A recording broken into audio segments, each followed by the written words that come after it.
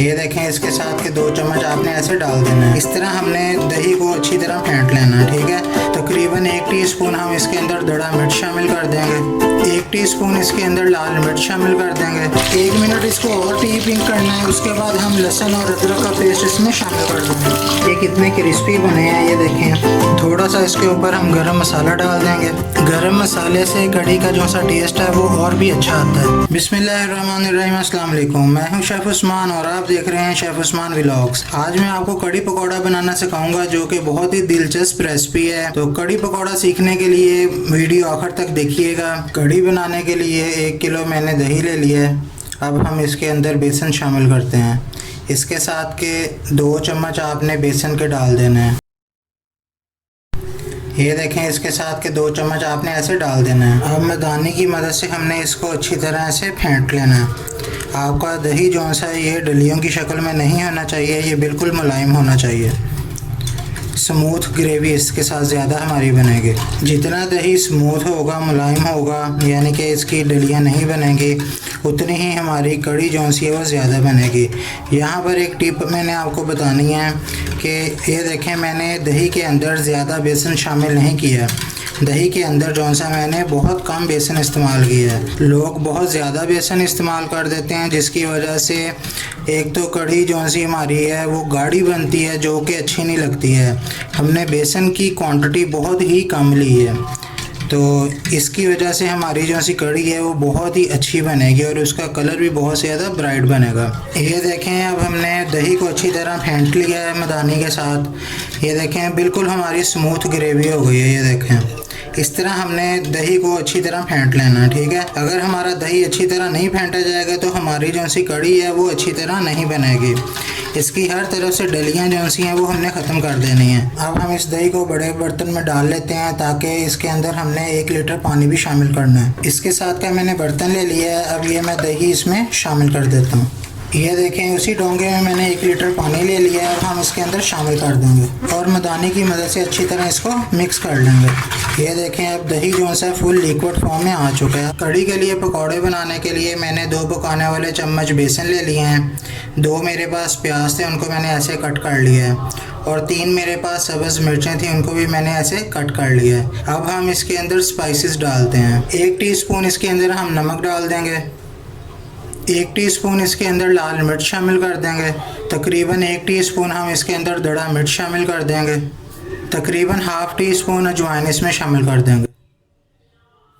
اجوائن ہم اس کے اندر اس لیے شامل کرتے ہیں تاکہ پکوڑے جو سے ہیں وہ اچھی طرح ہضم ہو جائیں، اور تقریباً 1 ٹی اسپون اس کے اندر ہم سالم زیرہ شامل کر دیں گے۔ اب ہم ان تمام سپائسز کو بیسن اور پیاز کے اندر مکس کر دیں گے۔ 1 ٹی اسپون میں نے سبز دھنیا لے لیا تھا، اس کو بھی مسل کر اچھی طرح ہم شامل کر دیں گے۔ تھوڑا سا سبز دھنیا شامل کر دیں گے۔ سب سے پہلے آپ نے ہاتھ دھو لینے اچھی طرح، اس کے بعد آپ نے ان کو اچھی طرح مکس کر لینا ہے۔ جتنے سپائسز ہمارے اچھی طرح مکس ہوں گے اتنا ہی زیادہ اچھے ہمارے پکوڑے بنیں گے، پکوڑوں کا ٹیسٹ اتنا ہی اچھا آئے گا۔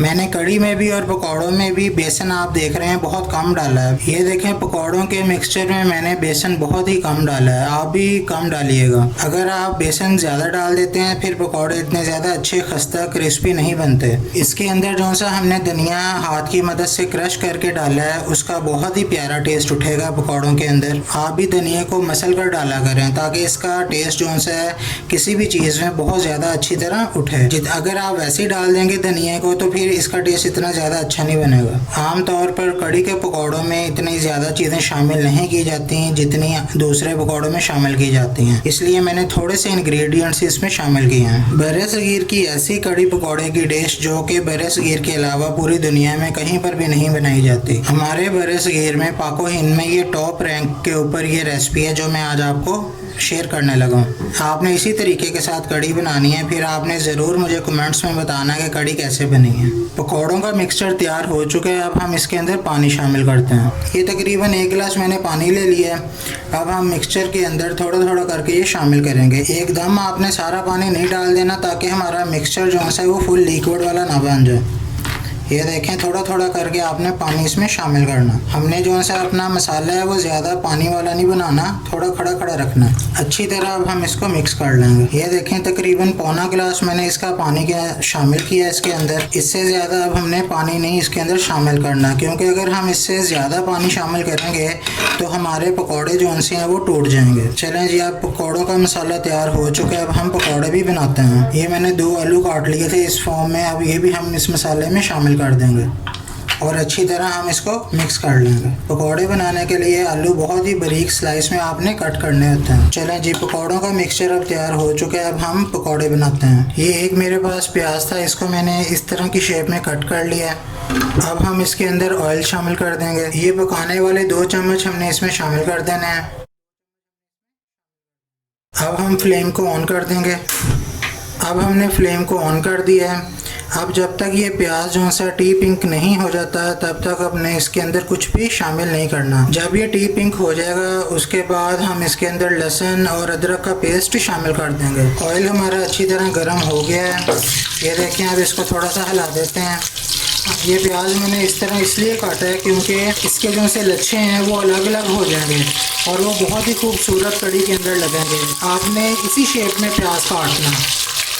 پیاز کے لچھے الگ الگ ہو چکے ہیں. 1 منٹ اس کو اور ٹی پنک کرنا ہے. اس کے بعد ہم لہسن اور ادرک کا پیسٹ اس میں شامل کر دیں گے. یہ دیکھیں, اس پوائنٹ پہ آ کے ہم نے یہ ادرک ایک ٹیبل اسپون ڈال دینا ہے اور 1 ٹیبل اسپون ہم نے لہسن کا پیسٹ شامل کر دینا ہے اور اچھی طرح ان کو مکس کر دینا ہے. بہت ہی پیاری خوشبو لہسن اور ادرک کی آ رہی ہے. اب 1 ٹی اسپون ہم نے اس میں لال مرچ کا پاؤڈر شامل کر دینا ہے. ½ ٹی اسپون اس کے اندر ہلدی شامل کر دیں گے.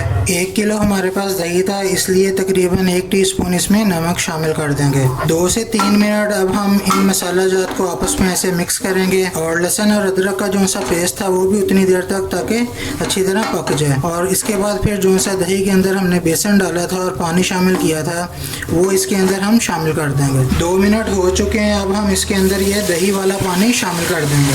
اب اس کو اچھی طرح ہم مکس کر دیں گے. یہ دیکھیں کتنا برائٹ کلر آ رہا ہے کڑی کا. اب ہم اس کو ابال آنے دیں گے. اب ہم اس کو آدھے گھنٹے تک پکنے دیں گے. اس کے اوپر ہلکا سا ہم ڈھکن دے دیتے ہیں. آپ نے ڈھکن کو فل کور نہیں کر دینا تاکہ ابال آ کے کڑی باہر نہ گر جائے.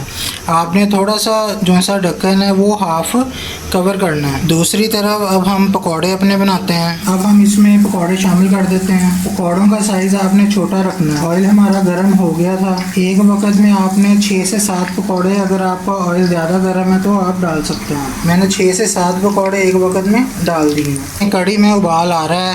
میں نے اب اس کا ڈھکن اتار دیا ہے. اب اس کو ایک بار ہلا لیتے ہیں. اس کا ابال اتنا نہیں آنے دینا کہ یہ کڑی جو سی ہے باہر گر جائے.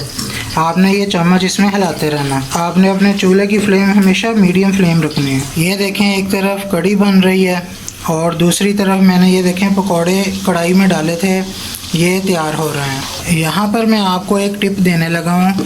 اگر آپ کے پاس ڈھکن نہیں اویلیبل تو آپ کیا کریں گے, یہ جو سا ہمارے پاس چمچ ہے پکانے والا, اس کو ہم ایسے ہانڈی کے اوپر رکھ دیں گے. جب یہ ہم ہانڈی کے اوپر رکھیں گے تو کبھی بھی کسی بھی چیز کا ابال جو سا ہے وہ باہر نہیں گرے گا. یہ آپ کو ایک میں نے بہت ہی اچھی ٹپ دی ہے, اس پہ آپ ضرور عمل کیجئے گا. کبھی بھی کڑی جو سی ہے بوائل ہو کے باہر کو نہیں گرے گی. 4 منٹ بعد ہم نے ان کو الٹا دینا ہے تاکہ ایک طرف سے اچھی طرح براؤن ہو جائیں اور اندر تک یہ پک جائیں. اب دونوں سائڈیں پکوڑوں کی ہو چکی ہیں. اب ہم ان کو اتارنے لگے. یہ دیکھیں ایک پور میں نے پکوڑوں کا اتار لیا ہے.